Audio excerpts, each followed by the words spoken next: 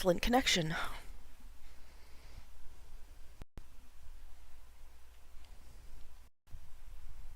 Excellent connection.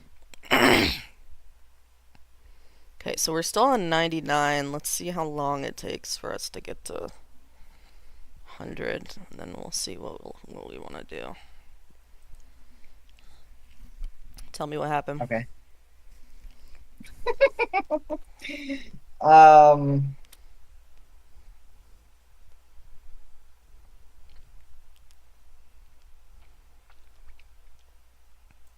did I'm trying to remember what was Mooching. this chapter, and okay, that was this. Uh-huh. So Shillian runs back because he's like, okay, my family and function are in danger.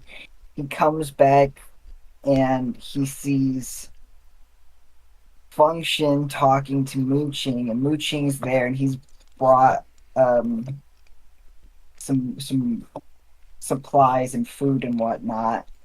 And immediately Shillian's like, get the fuck out of here. Um, and they go back and forth for a while. And then Function's like, why do we hate him again? Let me get on this. And Mooching kind of insinuates that Shaylan robbed, and Well, he's like, Function's how can like, you no, let you would not do he's that. like, how can you let Shillian off the hook for robbing when I'm and not Right, me? right, right, And then right. Function's like, who's Like, I don't robbing? believe And then you. Yeah. Mooching's like, oh my god, you didn't tell him. And then Shillian starts beating him out the door with a broom. Yes, And then yes. Function's like, of course I don't believe him. And Shillian locks himself in his room and is Yeah. depressed. And He then goes on a he depressive smells a rotting corpse moment. and it's himself. So he takes a bath. And then when he takes a bath, Yes. he um, He thinks the robes the are robes are White No Face's white no face. robes, and then he's Freaks out, crying in and his his mom's mother comes arms in. naked, and then Function comes back and asks him for money. He's like, "You got any money?" And Shillian's like, "No, dude," Yeah. and he feels like something's broken in their relationship. He can't face him anymore. So that ends with they're talking about the money situation.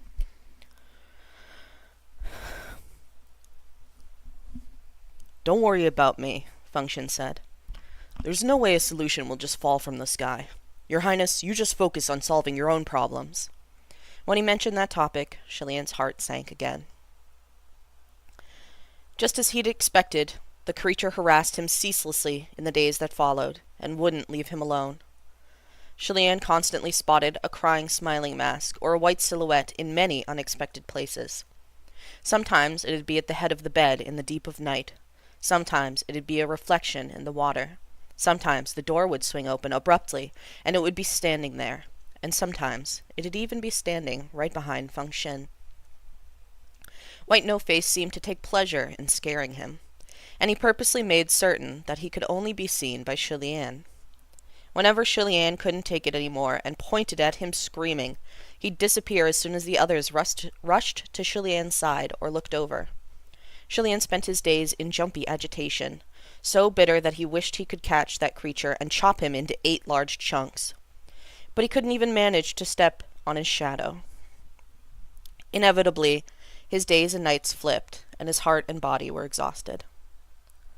One night, deep into the darkest hours, he jolted awake and felt irrepressibly thirsty. Recalling that he hadn't drank anything the previous day, he crawled up to get some water. However, outside the room he heard faint voices and weak candlelight. Startled, Shilian quickly hid behind the door, his heart thumping. Who could it be? If it's father and mother, or Function, why would they sneak around like this? But as it turned out, the ones sneaking around really were his father, mother, and Function. Function's voice was extremely hushed. His Highness is resting now, right? The queen also whispered her reply. "He's asleep." "Finally," the king said. "Don't wake him too early tomorrow. Let him sleep some more." Those words made Chilian's heart squeeze. Soon after, he heard the queen sigh. "If this keeps up, how will my son ever get better?" Chilian could feel something was amiss with those words, and Function replied in a quiet voice. "He's only like this because he's exhausted. Too much has happened lately. Will your majesties also keep a close eye on him?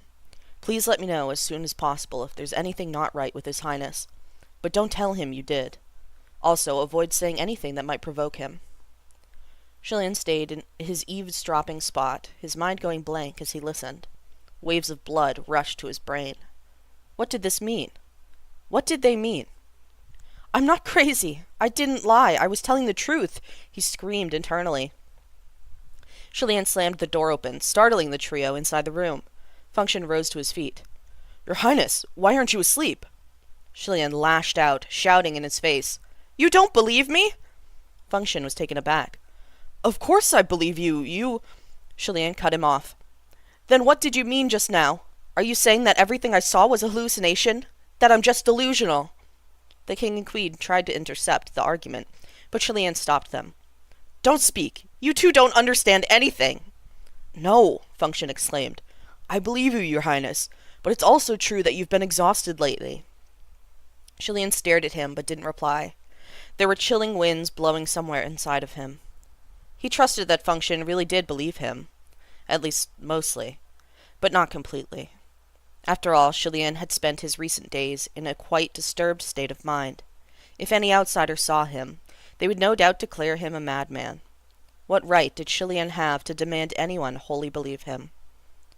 But it shouldn't have been like this. Function used to have absolute faith in him, without reservation. Even if he only doubted it 20%, that was still unbearable. Chilian was filled with indignation and resentment, but he couldn't tell who it was aimed at. White No-Face, Function, everyone, or himself. Without a single word, he turned to leave. Function chased after him, out the door. "Your Highness, where are you going?"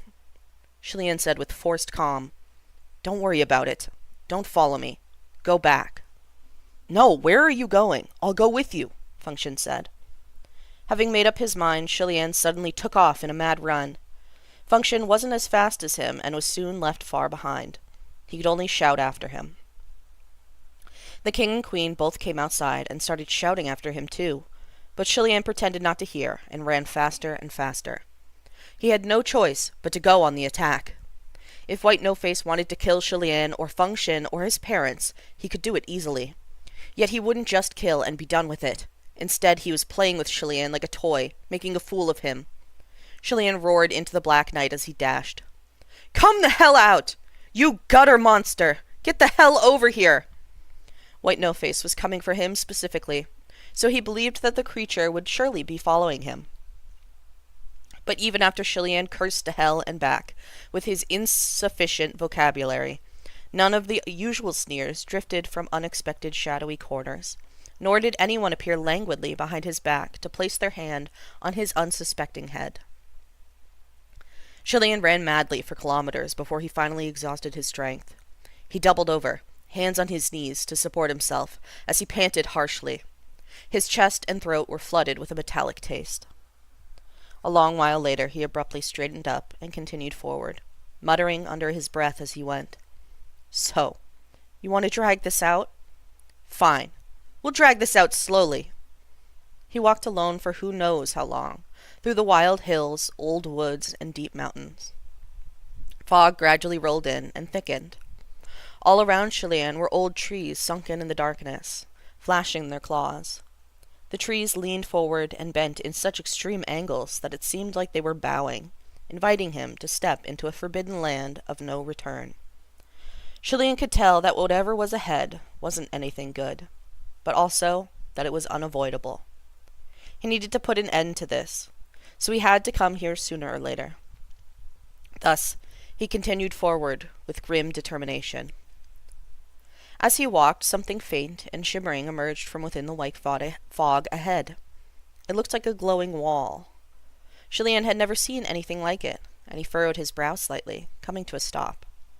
As for that wall, it was slowly moving forward towards him. Julian tensed in alarm and snapped a branch off a nearby tree, gripping it at the ready. Only when the wall was less than 2 meters away did he realize in bewilderment that it wasn't a wall at all. It was countless ghost fires. There were so many that from afar it looked like a blazing wall or a giant net. While the ghost fires were strange, they didn't show any murderous intent. They simply drifted towards him silently, blocking him from continuing onward. Julian tried going around them, but the ghost fires immediately changed direction and continued to block him. Julian heard many voices, all talking at the same time. "Don't go there. Don't go there. There are bad things ahead. Turn around. Don't continue onward." The voices were stoic and densely layered, washing over him like a tide and giving Julian chills. He found himself surrounded.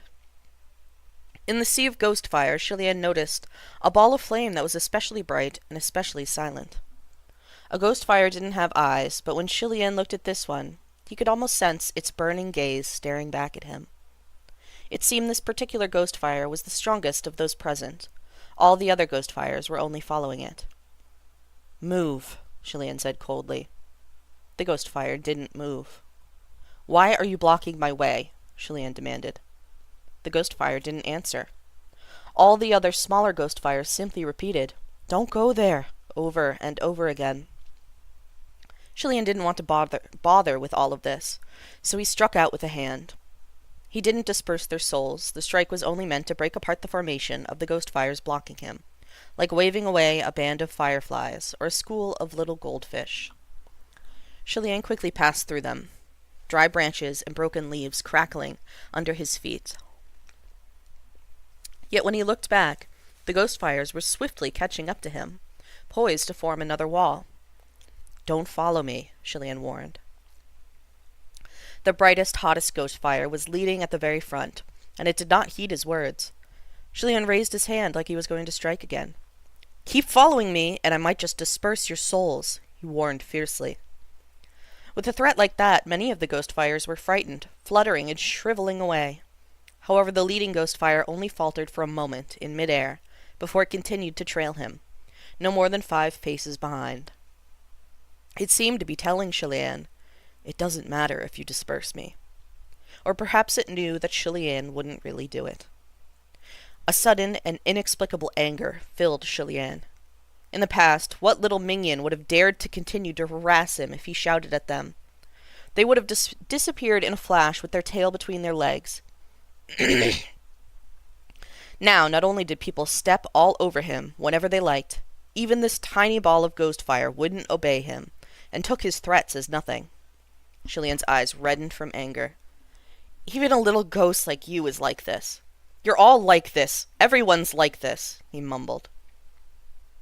It was a little funny to be so enraged by something so small, yet Julian was genuinely filled with furious indignation. Unexpectedly, after his grumbling, the ball of ghost fire seemed to understand his anger and anguish, and it stopped in midair, no longer trailing him. It slowly led the 100 of little ghost fires away, and they disappeared into the night soon after. Julian exhaled, turned around, and continued onward. After walking for 700 or 800 paces more, he could faintly see the eaves of a building within the beguiling fog ahead. It appeared to be an old temple of the deep mountains. When Julian approached and looked closer, his eyes widened slightly. It was a temple of the Crown Prince. This was a broken-down temple of the Crown Prince, of course. It had already been pillaged and wrecked by mobs, and the establishment plaque had fallen to the ground, broken in half. Julian paused in front of the temple's entrance for a moment. Then he stepped over the sundered establishment plaque and went inside. The divine statue within the great hall had long since vanished. Perhaps it had been smashed, or burnt, or thrown into the sea. The altar was empty and desolate. Only the scorched base of the statue remained. On either side, the words, "Body in Abyss, Heart in Paradise," had been slashed some 30 times. Like a lovely woman whose face had been scarred by knives, it was no longer a beautiful sight, only chilling and hideous. That's fucked up to that woman. Let me drink. That's fucked up to that.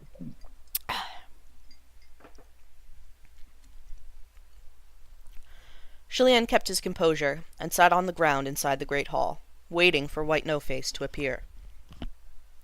After an incense time, a figure really did emerge from the beguiling fog outside the temple. However, it didn't look right. The figure had none of White No-Face's habitual ease, and its hurried steps were very unlike White No-Face's silent creeping. The one approaching mustn't be him, nor anyone Shilian knew. But then who could it be? Shilian was on high alert, but he only got a clear look when the person finally rushed into the temple of the Crown Prince. Unfortunately, this person didn't match any of his guesses. No matter how Shilian studied him, he was only a human passerby, nothing suspicious or notable about him. However, Shilian didn't relax his guard. Who knew if this was one of White No-Face's disguises? As could be expected from two people who had suddenly run into each other inside a broken-down temple in the wild, Shilian was cautious of the man, and the man was similarly cautious of Shilian.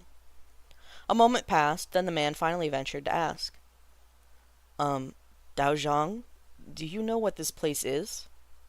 Shilian knitted his brows slightly and looked up. You don't know what this place is? Then how did you get here? I got lost, the man said. I've walked around and around, but I just can't seem to get out of this forest. Shilian knew that this man hadn't gotten lost at all. If he really wasn't White No-Face in disguise, then he had most likely been lured in by something. Stop walking around. You won't be able to get out that way, Shilian said. Huh? What do you mean? But Shilian didn't respond further, just continued to meditate. If this man had been lured in by White No-Face, panicking would be pointless.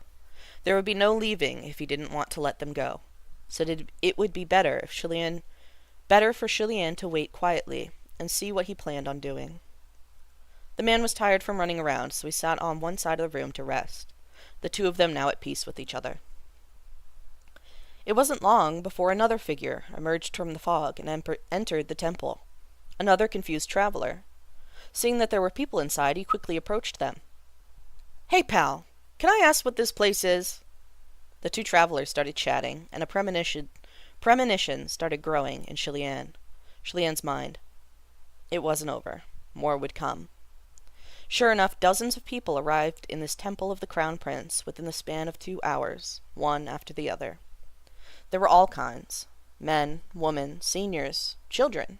Some by themselves, some in groups of 3 or 4, some whole families. And most of them had come here after getting lost. The reasons for their getting lost were numerous and bizarre. Some people had even been strolling down a city street and had inexplicably found themselves lost in this forest. It was completely incredible. Shilian even noticed that one was the same street performer who had been so adamant about competing against him in boulder shattering.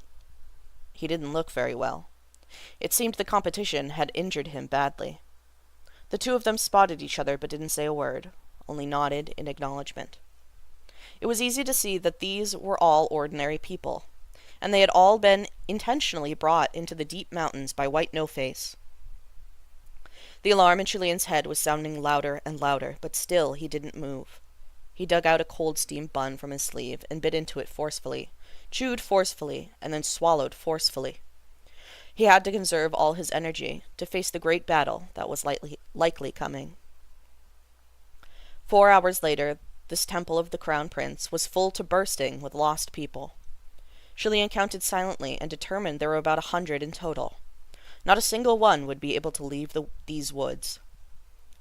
With crowds came bustling noise, and everyone started chatting. Did you also randomly end up here? This reeks of evil.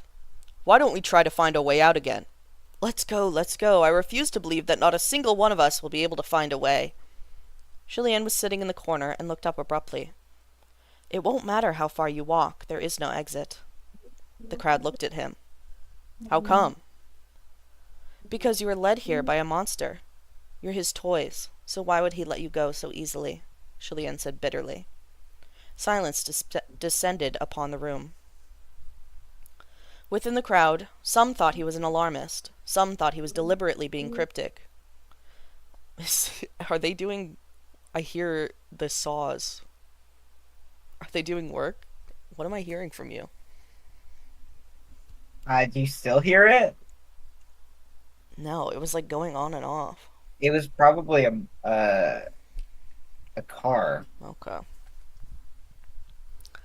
like their muffler. Okay. Silence descended upon the room. Within the crowd, some thought he was being an alarmist, some thought he was deliberately being cryptic, and some thought he shouldn't be underestimated. One of them stood up and asked Chilian, "Who are you? What makes you say that?" "I think he was the first one here. He was already sitting there when I came." "Weird." "Yeah, his face is covered too." "Do you have any proof?" one asked. "There is no proof. Believe it if you will," Chilian said evenly. "The monster certainly didn't lure you here to invite you to all in for a meal. I don't think I need to tell you to be a little more careful." After he spoke, but before anyone could respond, the sound of frantic footsteps came from the far distance. Everyone instantly perked up. "Another one's coming!" There were some who wanted to go outside and check it out, but just as they crossed the temple threshold, they hastily slipped back inside. This was because the running noise was accomplished by waves of crazed screaming. The screaming voices didn't sound human at all. Everyone's faces dropped, and they all backed further into the temple. "What the heck? Who could that be? It's not some beast, is it?" As the figure within the beguiling fog swiftly approached the temple, Chilian narrowed his eyes. "No, it's a person." Except the person was running in their direction and howling deafeningly at the same time, his hands covering his face. Seeing that he would make it to the temple at any second, Chilian squeezed through the crowd and stood at the front to see what was happening. It was as if the man had no eyes. He crashed straight into a tree at the entrance of the temple of the Crown Prince. Bang! He bounced back a good 3 meters, then fell to the ground unconscious. The crowd was shocked. Still crammed inside the temple, they all stretched their necks out to gawk. What happened to that man? They all wondered apprehensively. Some, like the street performer, were gutsier and declared that they were going to examine him. "Don't go near him," Chilian immediately called out. Those people jumped at his severe tone. "Then what do we do? Just let him die there?" "I will go take a look," Chilian said. "Then you be careful, okay?" the crowd said. Chilian nodded and approached the tree slowly. Then he crouched next to the man. He was about to move the hand covering the man's face when he suddenly jumped and let out 2 shrieks. Yes, 2 shrieks at once. 2 sounds happened at the same time. One came from his mouth, and the other came from his face. Another face on the man's face. Human face disease. Goosebumps instantly raised on Chilian's skin, and his pupils shrank. The crowd within the temple was frozen watching this horrifying scene. After the man sprang up, he dropped his hands and began to charge over to where the people were, but thankfully Chilian had quick reflexes and struck. The human face disease victim was instantly sent flying dozens of meters away by his slap. Chilian then hastily backed away to shield the entrance of the temple, while exclamations of panic and shock sounded from the crowd behind him. "I thought that disease only appeared in the imperial capital. So many people died, but wasn't the plague extinguished? It's not real, it can't be real. Is that really a face on his face?" The horror only increased in the next moment when more wailing echoed from all around. Over 10 wobbling figures were approaching the temple.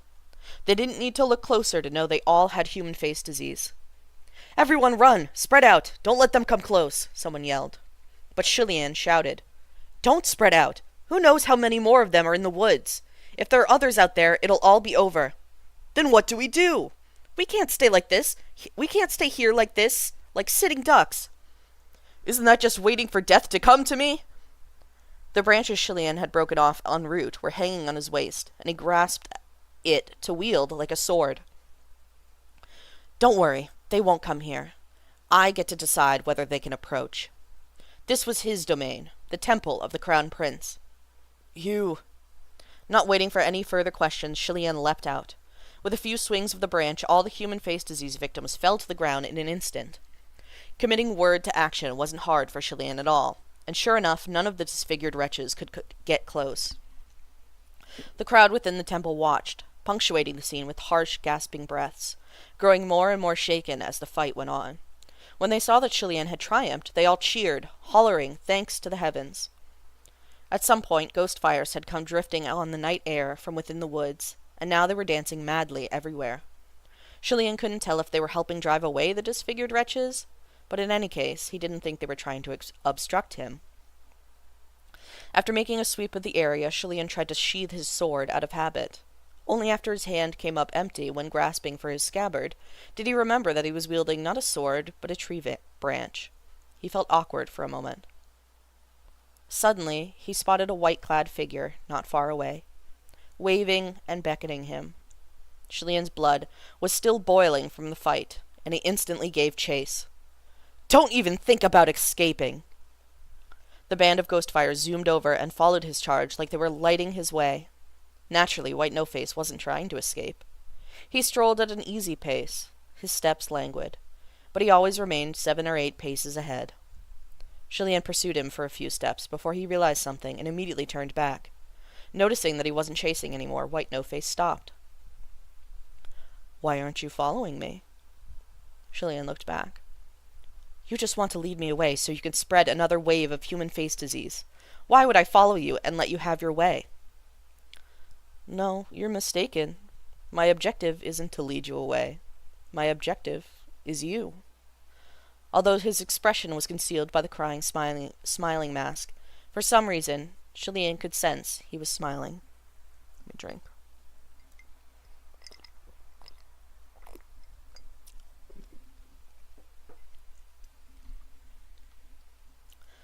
Luring Chilean away truly made no sense.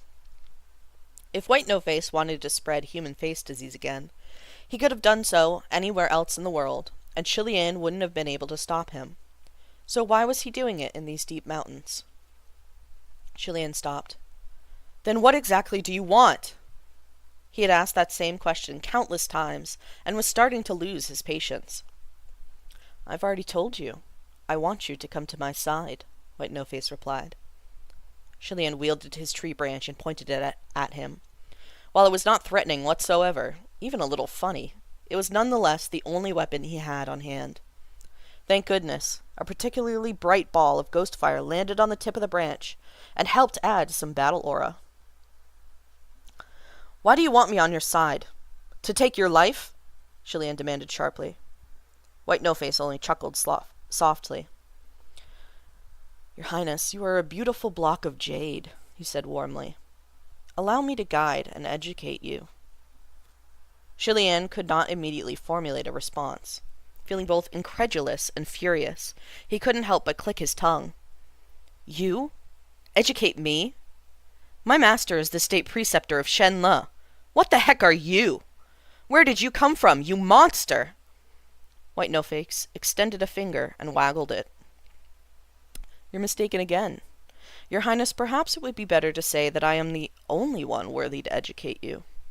Your master, the state preceptor of Shenle," his voice turned strangely arrogant and condescending, "that thing isn't worth mentioning in my presence. On the contrary, you've been absorbing my lessons very well." "What did you teach me?" Chilean spat angrily.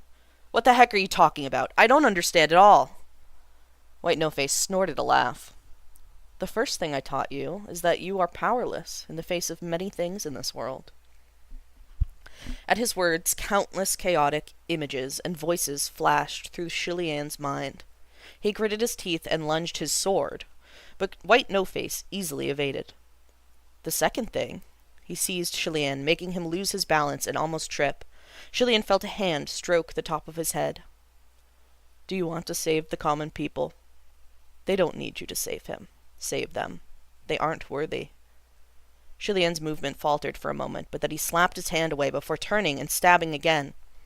White No-Face snapped the branch in his hand and dodged behind Chilean, quickly placing 2 ice-cold fingers on a fatal point on the back of his head. Chilean was sure his brain was going to be pierced at any moment by those prodding fingers. He froze. From behind him, White No-Face spoke again. "If you don't come to my side, then you will never win against me, and I will always defeat you." Chilean panted and said darkly, "Come at me any time." He paused for a moment, then kept speaking, saying each word slowly and clearly. "I can't win, but that's only for now. You can defeat me countless times, but you can't kill me. And as long as you can't kill me, I will surely defeat you one day. When the ghost fire heard his words, it blazed even more ferociously, like it was going to brighten the entire night sky. Behind him, White No-Face was silent for a moment. Then he said, I can't kill you. Shilian held his breath and didn't speak. In truth, he didn't fully know what the undying body Jinwu had granted him could handle. If White No-Face really did pierce his skull in a moment of fury, would he still live? White No-Face continued, his tone even. Indeed, I can't kill you. I won't kill you either. But don't be too confident now. I hope you don't have any regrets about this later. Regret? What would he regret? Shilian hadn't yet figured it out when a hand chopped his neck violently. He instantly sank into darkness.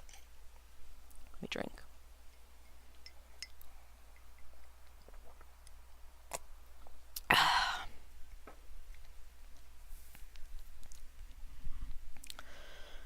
Within that darkness, there was light and warmth some distance ahead.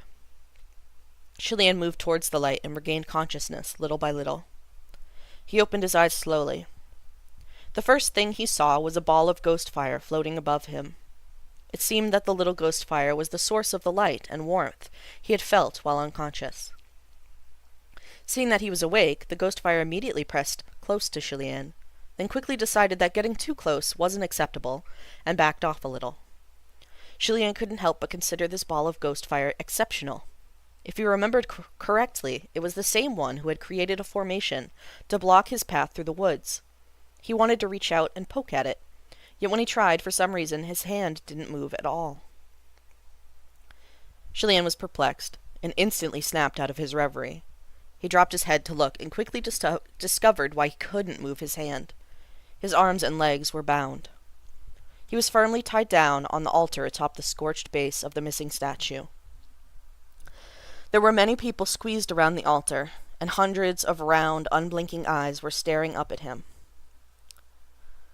This is where 100 starts. Yay. Let's do it. Why were they staring at him like that? Halfway through this, I'm going to have you open up, or I'm going to stream my Kindle to you. But I don't want you to see the chapter title. Okay. Why were they all staring at him like that? Suddenly, Shilian heard a whisper from below. So similar. He's not just similar, he's the exact same. Is it really him? Someone bluntly asked. Are you that prince? Out of habit, Shilian blurted, I'm not.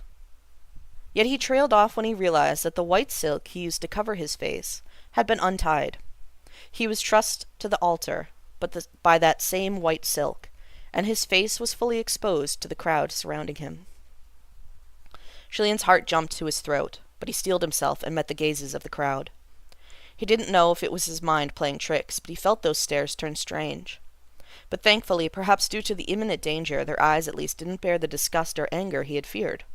And that imminent danger made itself known in the next second as a wave of inhuman howls rang out from outside the temple. Shilian tried to twist his neck around and discovered that the howling was coming from the disfigured wretches he had already knocked down.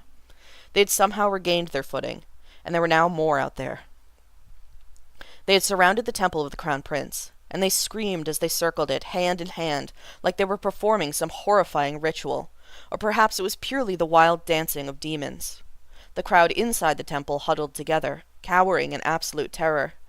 A young child burst into tears, and his parents took him into their arms, covering his eyes and ears. Every face in the room was stricken with fear. What do we do? What do we do? Will they break in? Even if they don't, they're so close. Will we be infected? What will we do if we catch it? Shilian fought against his bindings, but he couldn't loosen them in the slightest. It seemed that the white silk had been tampered with, likely injected with spiritual power. With veins visible on his forehead from his ongoing struggle, Shilian roared, White No-Face! There was no response. Instead, an icy-cold hand patted his head. Shilian froze, hair standing on end from the touch. And when he twisted his head back, what he saw was dread prickling from his head down his spine. Had dread prickling from his head down his spine. No wonder the people below him were giving him strange stares. Not only was Shilian's face exposed, but White No-Face was seated in the darkness right behind him. Confronted by such a strange-looking character dressed in all white, no one dared to breathe, let alone move carelessly. So White No-Face ignored them entirely as he helped Shilian sit upright under the watchful gaze of the crowd. Shilian was pulled into a sitting position from where he'd been lying, and now he was sitting atop his own divine altar, like a bound, living statue. Aside from his eyes and neck, he couldn't move at all. Although his situation was beyond eerie, the howling human face disease victims outside were more terrifying. The attention of the crowd below soon returned to the disfigured wretches outside. "From what I heard, anyone in the same district can infect you, and the disease spreads incredibly fast," someone muttered. "We're so close. They're right here. We'll definitely. Anguish, panic, and despair filled the temple at the thought that they would soon fall victim to the horrifying plague. "Why don't a few of us go out there and knock some of them dead, and the rest of us escape?" someone suggested.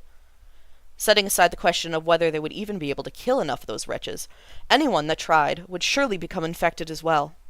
It would mean sacrificing oneself to save others, so who would want to volunteer? No one. Shilian would, if he could. However, he was being restrained by White No-Face, and although he could knock down 7 or 8 of the mad victims at a time, it would be hard to completely shut down a group of 17 or 18. There was bound to be one who broke through and rushed into the temple of the Crown Prince. As for killing White No-Face, Shilian would be a fool to even consider trying. However, the crowd needed someone to calm everyone down. Shilian gathered his composure and said calmly, Everyone, please don't lose your heads. It won't spread quickly. We still have time to think of a solution." But a mere guarantee that it won't spread quickly was hardly enough to reassure them. Surprisingly, the one who lifted the cloud of despair was none other than White No-Face. "There is a way to prevent and cure human face disease," he said, cutting in. At his statement, the heads of the crowd shut up. "It can be cured? How?"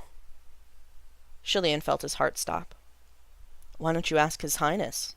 He knows the method," White No-Face mused leisurely. "All right, I think you have my Kindle thing, but I guess I can just stream it." It's probably best, because I don't remember it. But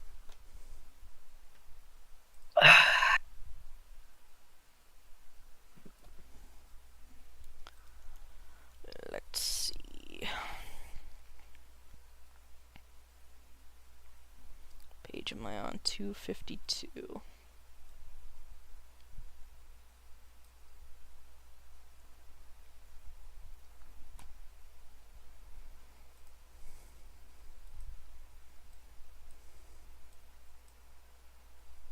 Oh yeah, this is a familiar setup. Alright, lock in. Can you read those words? Do I need to make them bigger? Okay. No.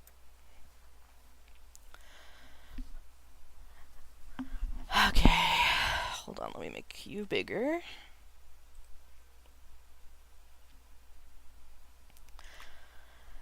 In an instant, 100 pairs of eyes were focused intensely on Shilian. The sharpness of their gazes made him instinctively recoil, but he was caught by White No-Face and shoved forward again.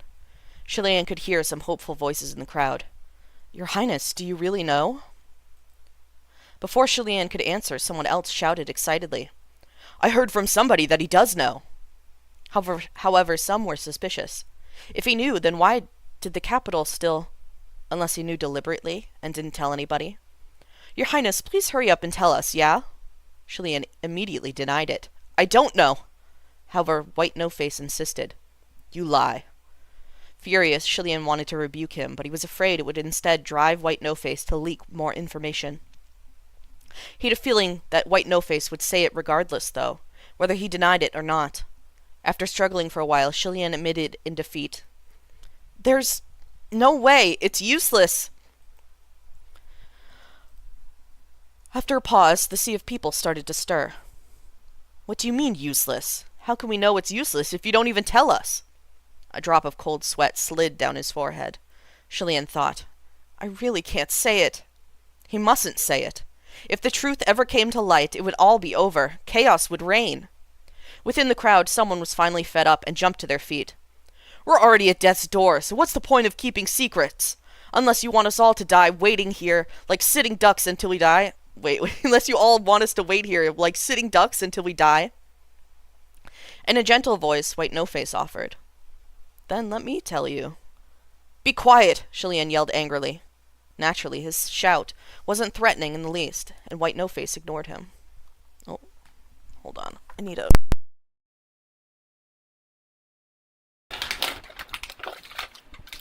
My voice is cracking.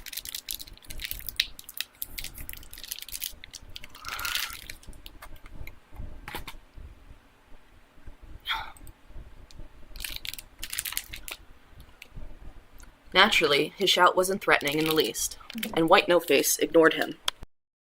You're not connected. Hello? Hello. Naturally, his shout wasn't threatening in the least, and White No-Face ignored him.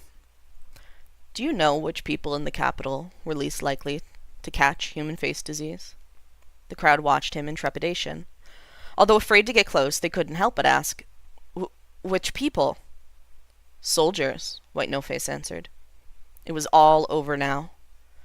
Why was it soldiers? White No-Face continued. Because they all did one specific thing. It's something that isn't done by ordinary citizens, which is why those ordinary citizens caught human face disease. The crowd's eyes were growing wider and wider. Holding their breaths, they inquired. And that thing was...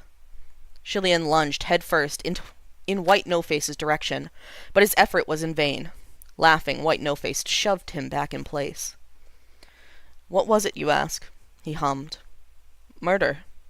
It was all over. He actually said it. As he slumped on top of the altar, Shilian's heart felt cold as ice. After the initial shock, some people repeated it in disbelief. Murder? You have to kill someone to become immune? You need to kill someone to be cured. You're lying, right? The terrible thing was no. It wasn't a lie. It was the ultimate truth, and Shilian had verified it himself. One who was stained with blood, one who had ended another's life, was immune to human face disease. Nobody had expected this to be the secret to gaining immunity. Stunned, they discussed among themselves. How can this be? I always thought it was odd, but it's true that I haven't ever heard of anyone in the army who got infected with human face disease. So it's probably true. It is true! But doesn't that mean we have to kill someone to prevent infection? Who do we kill? The person who posed the question immediately got lectured. What do you mean, who do we kill? Don't tell me you actually want to kill someone. The man didn't dare to say anything more. However, the 100 pairs of eyes that had been filled with nothing but simple terror now contained many other emotions. It was very subtle, very strange. This was exactly what Shilian had feared. Once the cure for human face disease was brought to light, one thing would inevitably happen. Mass murder. This was the sole reason that Shilian had kept the secret to himself after discovering the way to gain immunity. As long as one had killed another human being, they would be safe from the disease. Perhaps most people would be able to control themselves initially. But there was bound to be someone desperate enough to take the risk. The moment blood was spilled in the name of preventing the disease, it would soon be followed by a second killing, then a third. As more and more people followed suit, the whole world would be thrown into chaos. If that was the inevitable result, it was better for Shilian to firmly guard the knowledge and keep it only to himself. Shilian smiled wryly. Now you understand why I said the method is useless. The crowd was silent. Shilian sighed. He forced himself to keep his chin up, then soothed them with a gentle tone. No matter what happens, please stay calm, and don't act rashly, or you'll play right into this creature's hands. Among the crowd, there was a genteel-looking couple.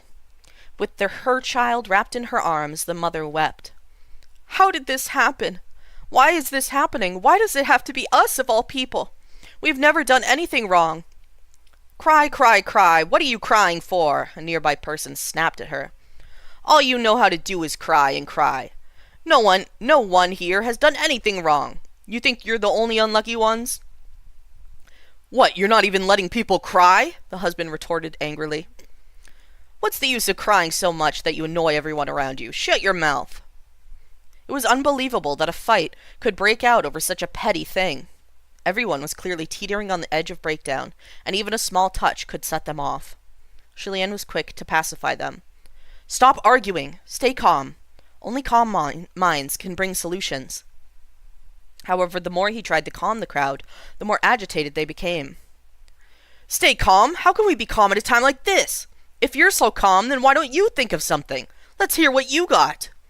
The request silenced Julian. What kind of solution was there? None.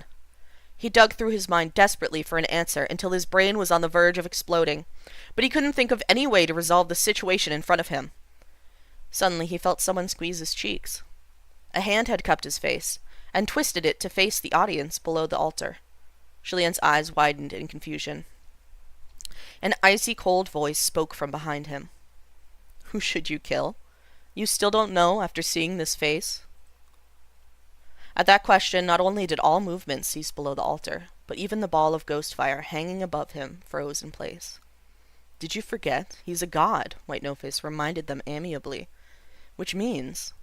Before he could hear the rest, Julien felt a chill wash over his chest. Stunned, he gazed down and saw the tip of a pitch-black sword pushing out of his abdomen. The blade was long and slender, and it was colored a deep black jade. Its central ridge reflected the light in a crisp silver line.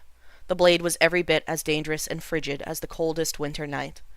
It was, without a doubt, a rare and treasured sword, the exact kind that Julien would once have obsessed over obtaining and then never let leave his grasp. Julien couldn't look away. The tip of the sword started slowly inching into his stomach until it disappeared once again. His body is immortal, White No-Face finished. Before anyone had the chance to react, White No-Face tossed the blade towards the crowd of onlookers. Clang! The tip pierced the ground, and the sword stood at a slant before all those pairs of eyes. Its thick, frigid aura quietly permeated the air. A rush of blood gushed up from Julien's throat. The ball of ghost fire flew to him, pressing close as if trying to cover his wound. Julien choked on his bloody rage and gritted his teeth. You! Lights danced in his vision. The ball of ghost fire shot straight at White No-Face, as if suddenly furious. But White No-Face caught it effortlessly and held it captive within his palm. Watch, he ordered the ghost fire. In the next second, White No-Face yanked Julien's head around he was facing him. And what about me? Aren't you the one who proclaimed that you wanted to save the common people? But I... Julien stammered. But he had never thought that this would be the only way he could save people. Below the altar there were already some who were scared to tears by the bloody scene, but the bolder ones were still watching. Will he really not die? It's true, look, there's barely any blood. He's still alive, still perfectly alive. Julien was racked by another intense cough. So in other words, if we kill him, he won't die? That's great. The one who cheered got scolded. Great? What's so great about this? Since he won't be able to die, don't we have a solution now? The scolded person mumbled. But to stab someone, that's so... He's a god. Even if he gets stabbed, he won't die. We're just ordinary people here. If we get infected with human face disease, our fates are sealed.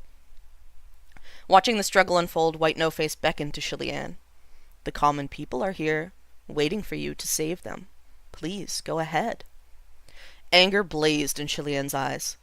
The only way to save the common people is to eradicate a twisted monster like you. White No-Face sneered. What's the matter, your highness?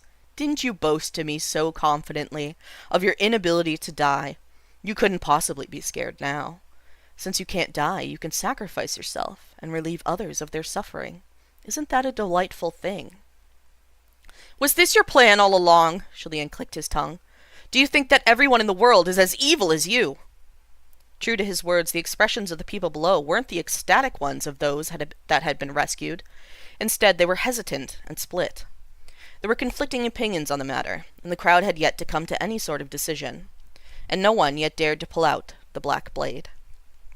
As if reading his mind, White No-Face laughed out loud. He shook his head disapprovingly and sighed. Silly child. Foolish child. Chilean twisted his head away and refused to let the creature pet him again. Get lost! You think they don't want to do it? White No-Face asked. Wrong. It's not that they don't want to do it. It's just that no one wants to go first. Ah! A devastated cry erupted from under the altar. It had come from the genteel wife. My child! My child! The infant in her arms wailed uncontrollably as lumpy dark lesions began to rise from his chubby arm. The people around them immediately backed away, leaving them a wide berth. This is bad. The kid is infected. Anguished, the couple exchanged a look, then jumped to their feet. They walked to the altar, pulled the black sword from where it had been stabbed into the ground, and placed it between the child's hands. Grimacing, they lunged at Chilean. The black blade was extremely sharp, for the couple had pulled out the sword before Chilean felt the excruciating pain explode from his abdomen. They dropped it to the ground with a loud clang, and apologized over and over.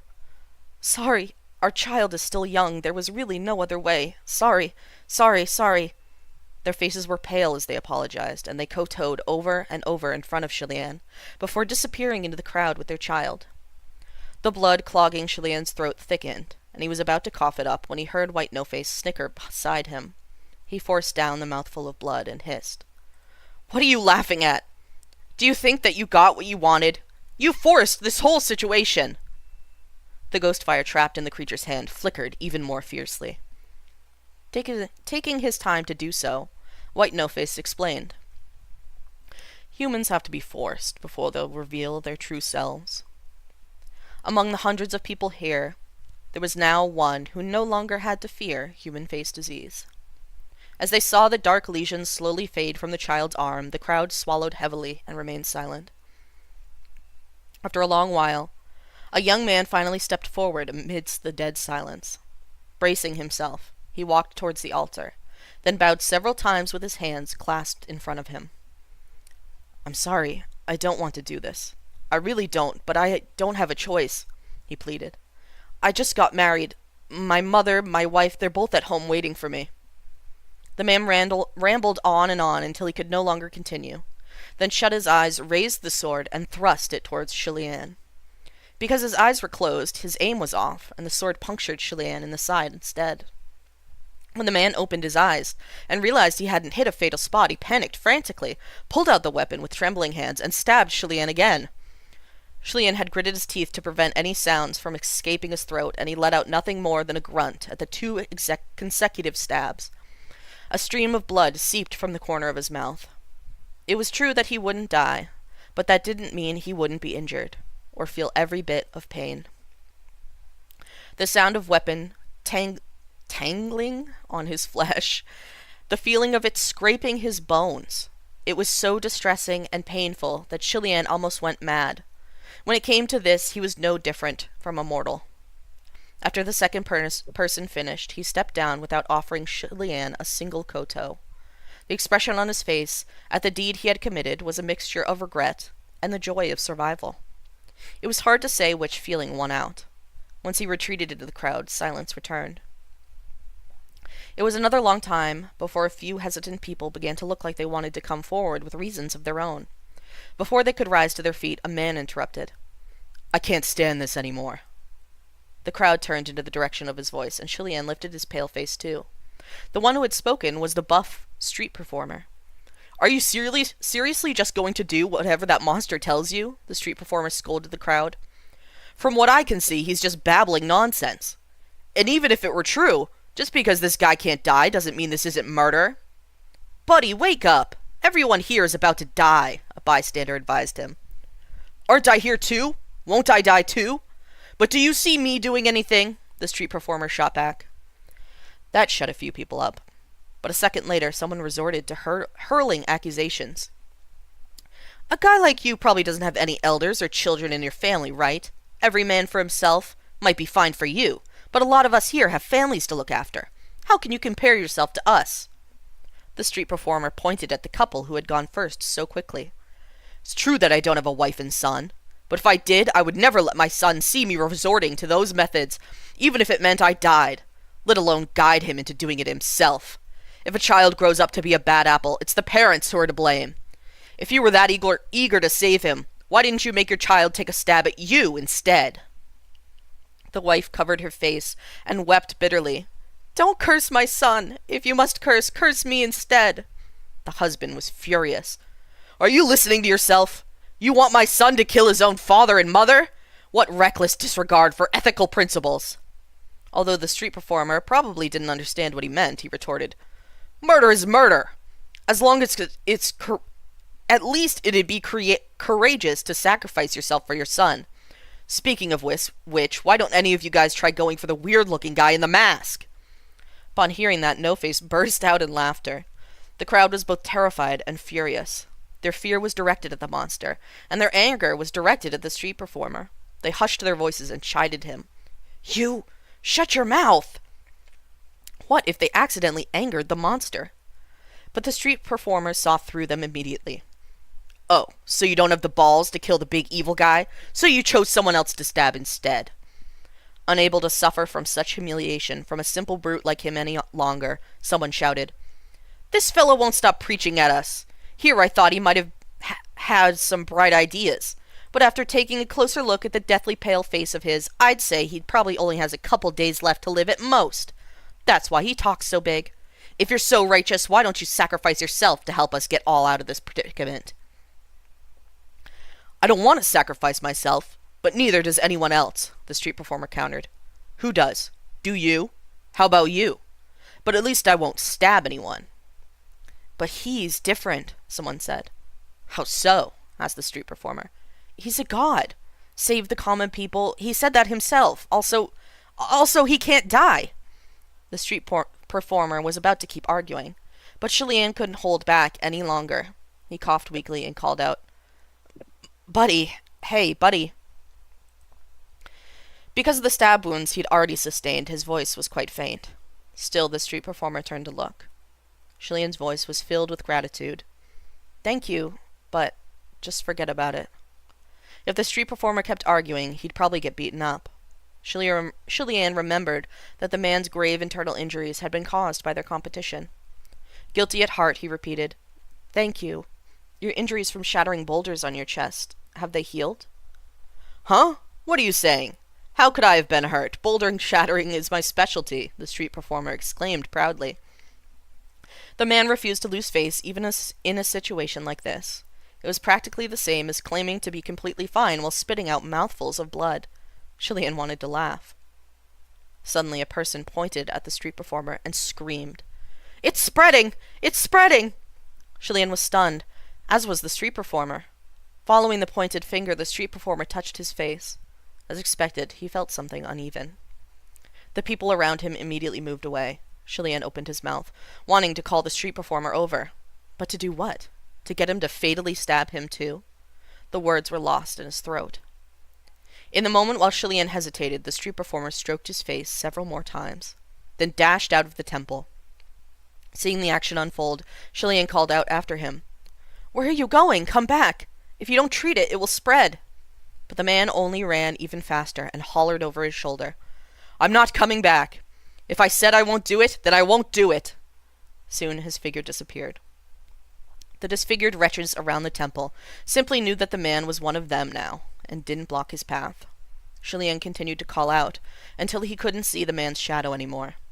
The people below the altar began to mutter amongst themselves. "It's over, he's gone. That idiot! It'll spread regardless of whether he runs. It's already too late, he's already infected. He couldn't have gone down the mountain to kill others, right?" The words that the street performer had said before he left held the people in the temple at bay. Time passed, and no one went forward to pick up the sword. The situation had stalled. Shilian couldn't tell if he felt joy, worry, or fear, but most importantly, he didn't know what to do next. As he was fighting to clear his mind, someone stood up. "Can I say something?" It was a middle-aged man. Shilian looked up and saw the man seemed somewhat familiar, but he couldn't recall where their paths had crossed. While Shilian was still trying to remember, the man announced, "To tell you the truth, he tried to rob me." Shilian was shocked into silence. It was that man. The crowd was stunned. Rob? Isn't he a crown prince? Isn't he a god? He robbed someone? It's the absolute truth, the man confirmed. So, what are you trying to say? Nothing. I just wanted to let everyone know that he tried to steal. The man crouched again after he finished his statement. The temple fell into a solemn silence again after the outburst. That single statement had planted a seed of darkness within their hearts. Robbery. Another scream came from below the altar. My leg! My leg! It feels strange! Again? And to their surprise, it wasn't just one person this time. Another cried out, Me too, my back! Someone please help me check my back! No one dared to approach either of them, so they had to show their bodies from a distance.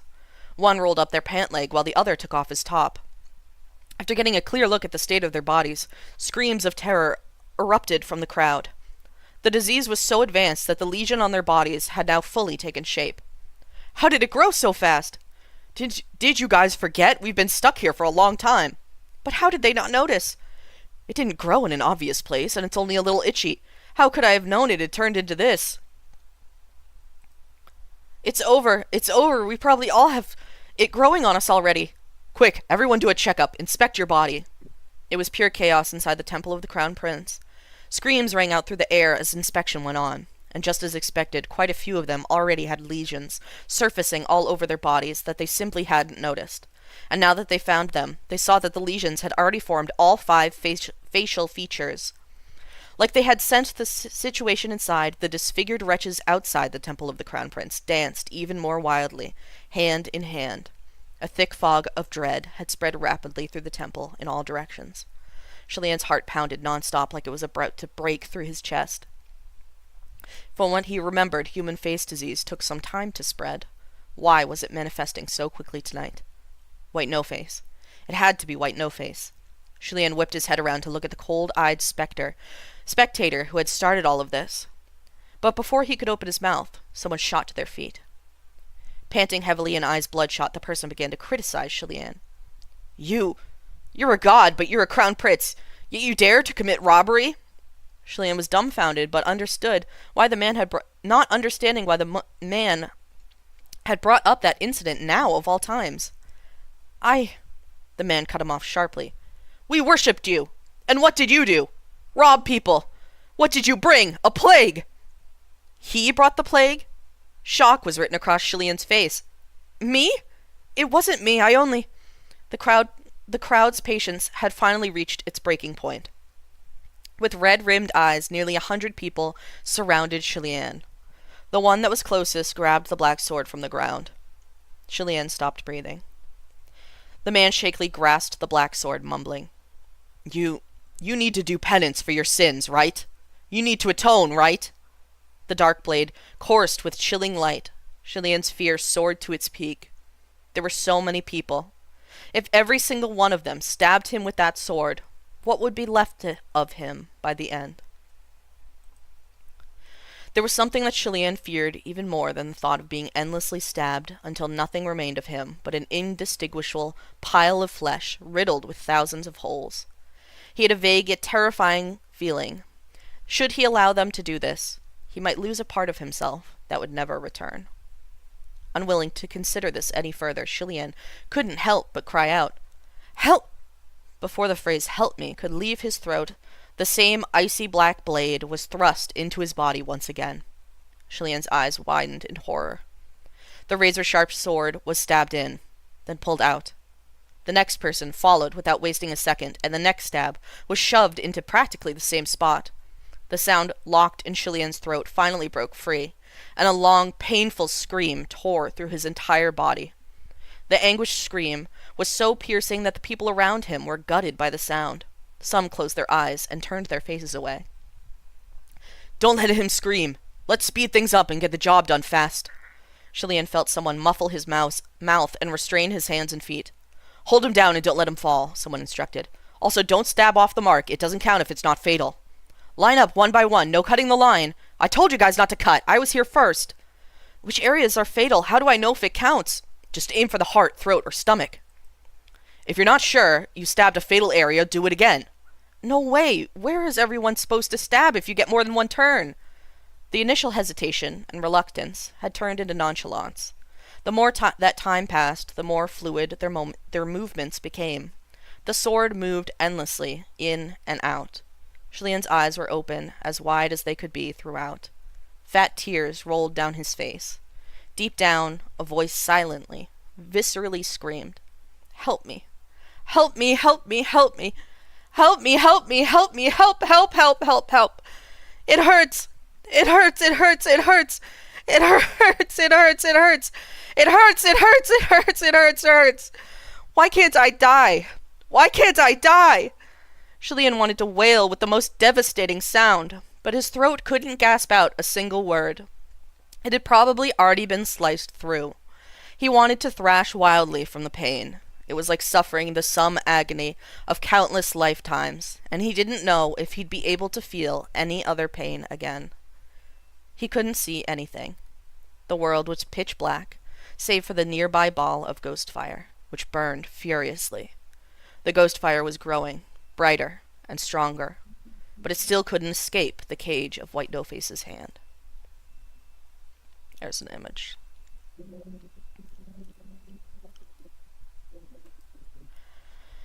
Julian's own heartbreaking screams couldn't be heard, but he could hear another heart-wrenching wail that seemed to come from the flame. Although it wasn't him, it felt like he was the one making that sound.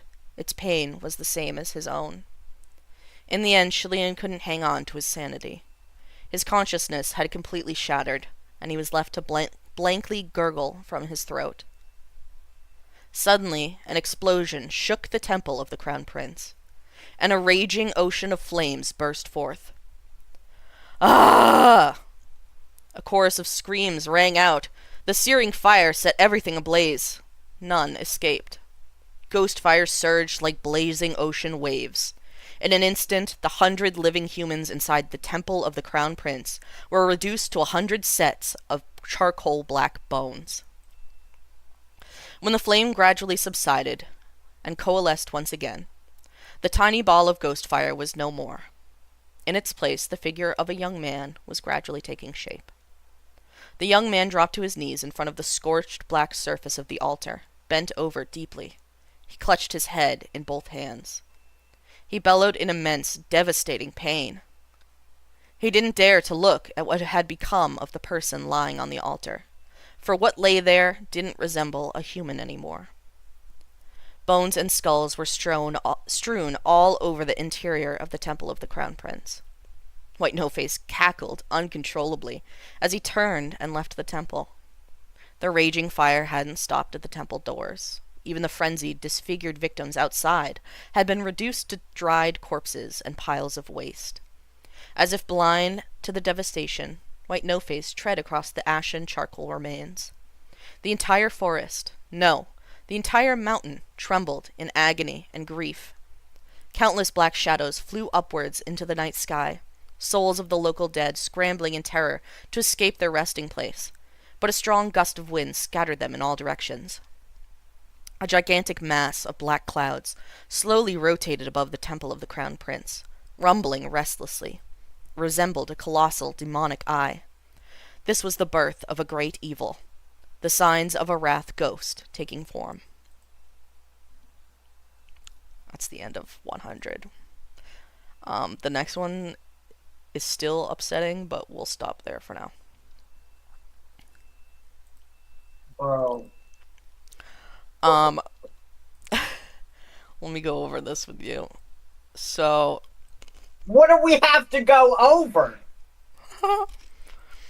when he goes into help me, help me, help me, it hurts, it hurts, it hurts, every punctuation mark is a stab.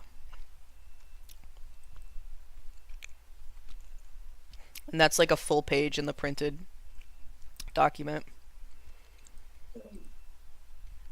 Here's a picture. Yeah, I've seen it. So he is Jesus Christ. Yeah, he's literally Jesus Christ. He just got crucified. He did just get. He got his he fucking carried the cross and then got. He carried the cross. He had to pay for his sin of robbing, and he paid for the sin. He saved the common people by paying for his sins. They all died. It Yeah, was for nothing. it was for nothing.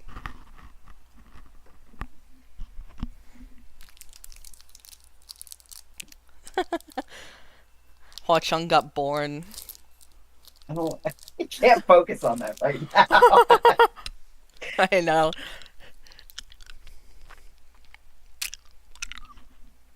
I have so much art to send you.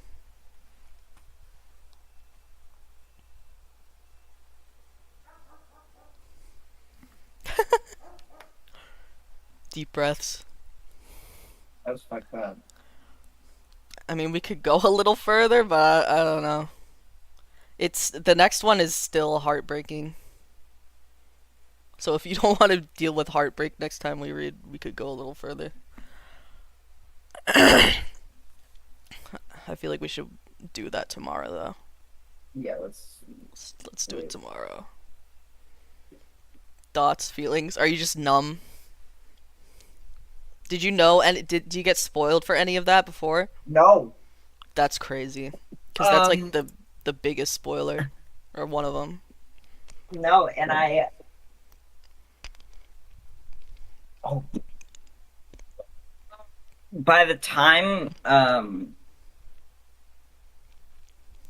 by the time like he was on the altar, like when he first got there, I knew it was gonna happen. Uh huh. So back in the last flashback, he like interviewed all the soldiers and was like figuring out why they were immune to human face disease. Did you guess back then what the cure was, or no? I don't remember. Okay. I was not thinking about that, Okay. is the thing. Did I turn that on? Um, no, I wasn't thinking about that. But I literally,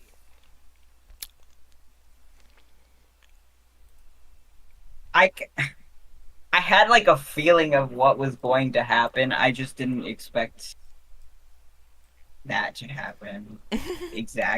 Exactly, until like, but I knew once he was on the altar that it was going to be like you have to kill him to leave. Yeah. Um, I have so much fucking art to send. Hold on. Let me grab so some. that was great. It's really good.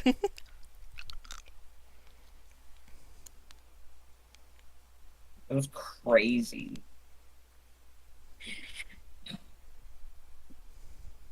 Yeah, I literally have not been spoiled at all for that. That's insane. God, it's so fucking hot.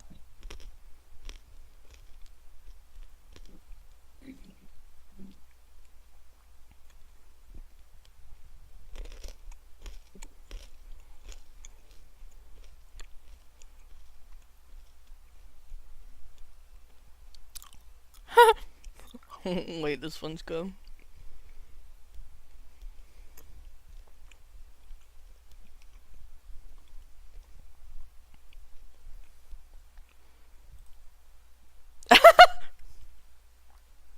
I feel so Sigma.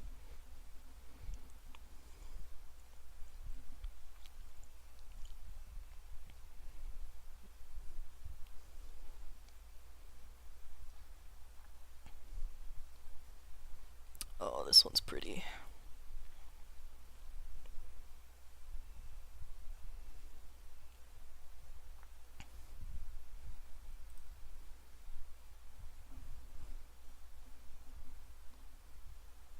I'm pulling them up on the stream. That's why I'm going through it like this.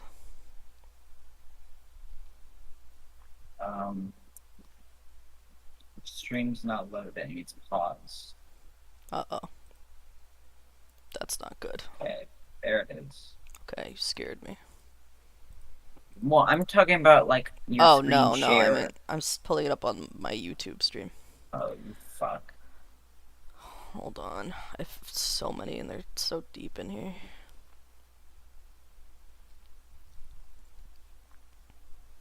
I've been collecting these for literally years. Leon, you don't understand. Uh,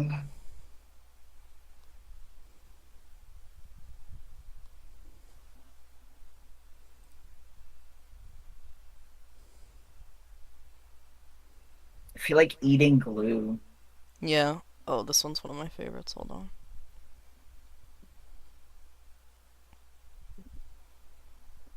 Yeah. Yeah. Now you just gotta live with that forever and sit with that. Buddy, I've read the Bible. That one's one of my favorites.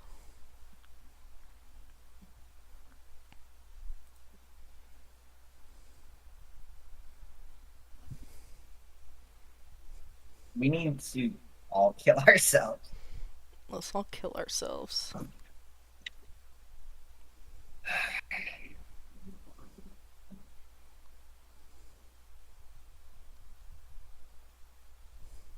Oh, this one's crazy.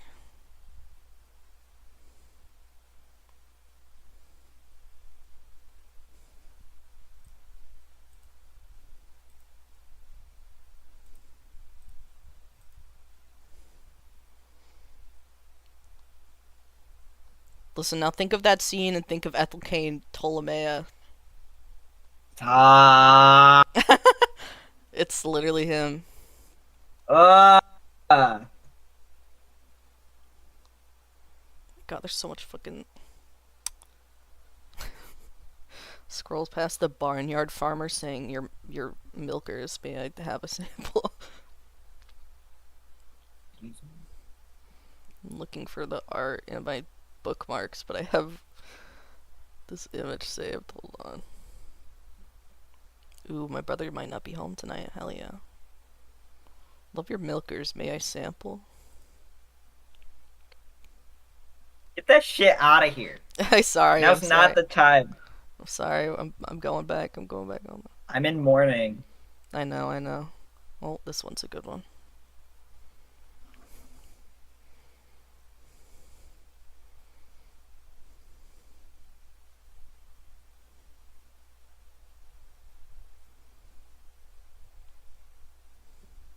Damn. Yeah. No longer resembled a person anymore, and it's such a fucking good allegory for like rape. Yeah, Oh, this. Oh, definitely. your Catholic ass is gonna love this one. You're a Catholic ass. That's good as hell.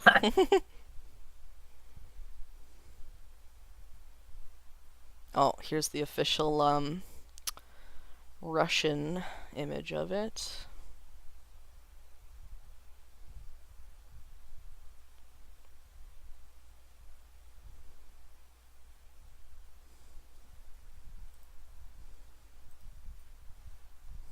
Man, like, what the fuck?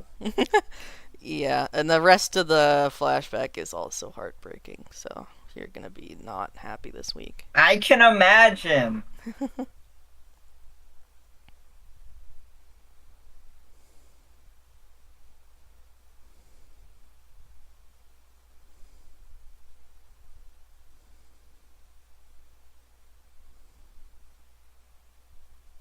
No, this one's fucked up. The atrocities.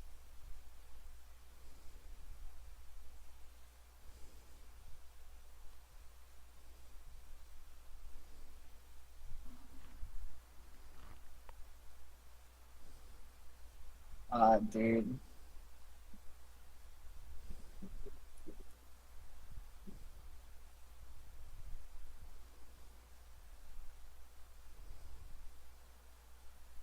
The way this wasn't even the first time that um he got stabbed in front of Hua Chang. Imagine being Hua Chang having to watch that, and then later he meets I would also Crash Out, become. Yeah, and I would then crush out. like now it makes sense why he never feels pain, and then Hua Chang is like, don't make yourself feel it, even if you don't notice it. Ugh.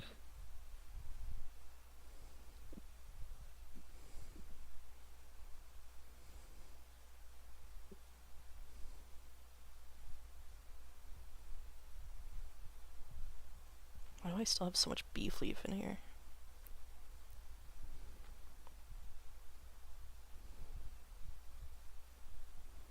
I don't know, man. You think I have time to think about things? Oh, this is a good one. I say to every single one I send.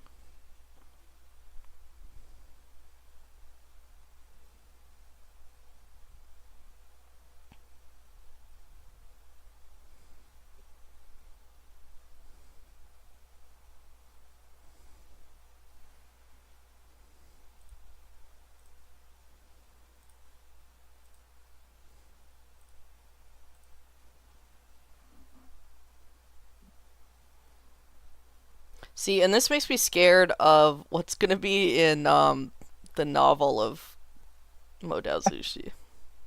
It's gonna be fucked.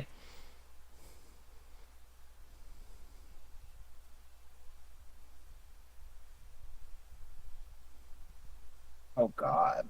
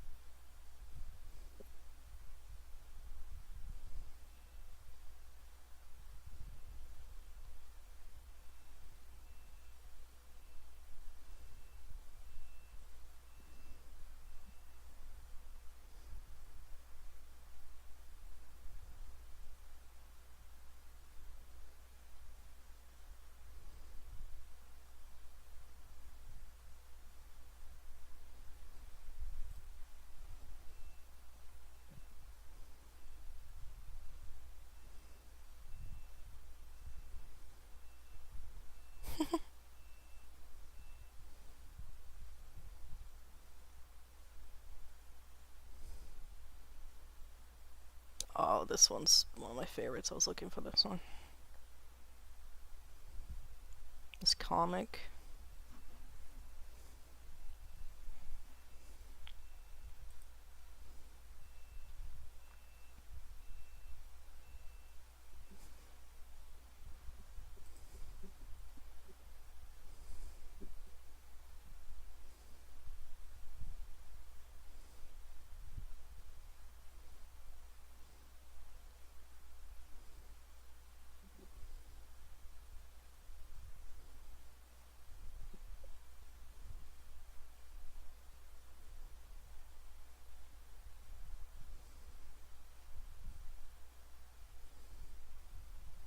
Oh yeah, now you know what this print by our favorite means. I also have not seen that. Oh, it was literally on one of the art print things that you sent me. Like Don't art even print for remember sale. seeing that. You're insane. You're so ADHD, bro.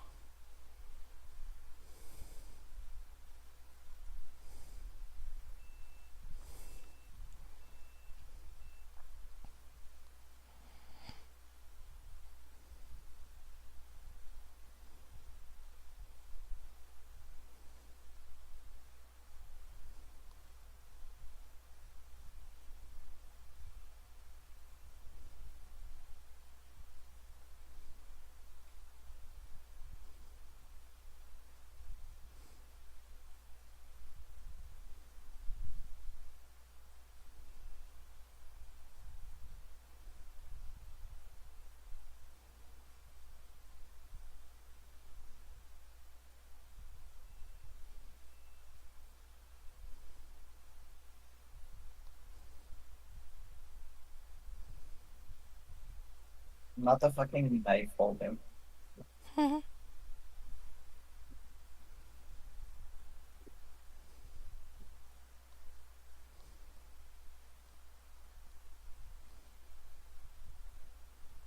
And then years later, this Meg is buried for 100 years. Like, wait.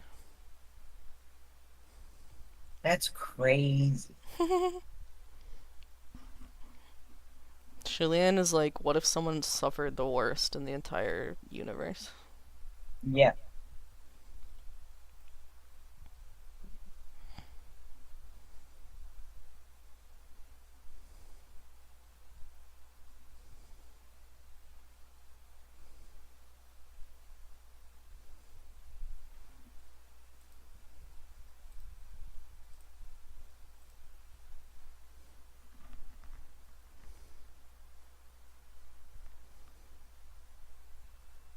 Alright, that's all I got. I'm sure I have TikToks I'll send at some point.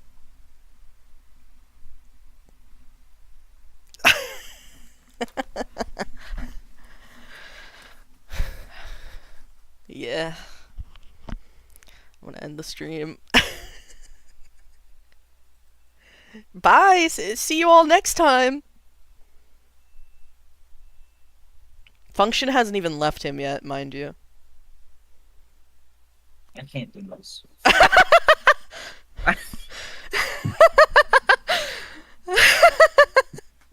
I'm white no face forcing you to fucking go through the horror. Ah! Yeah.